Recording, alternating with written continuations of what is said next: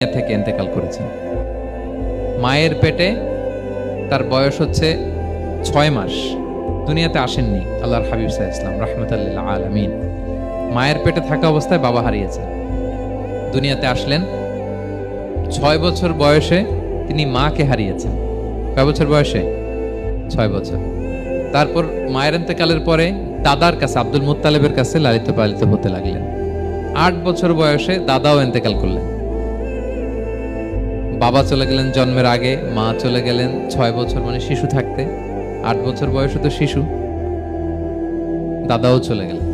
8 বছর বয়স থেকে আল্লাহর হাবিব সাল্লাল্লাহু আলাইহি ওয়াসাল্লাম চাচার কাছে এতিম অবস্থায় লালিত পালিত হতে লাগলেন। এবং আবু তালেব এত ভালোবাসতো, ঈমান আনে নাই, শেষ পর্যন্ত ঈমান আনেনি, শিরকের উপর ইন্তেকাল করেছে। কিন্তু আল্লাহর হাবিব সাল্লাল্লাহু আলাইহি ওয়াসাল্লামকে এত ভালোবেসেছেন, বাবার যে কি মানে পিতৃ স্নেহের যে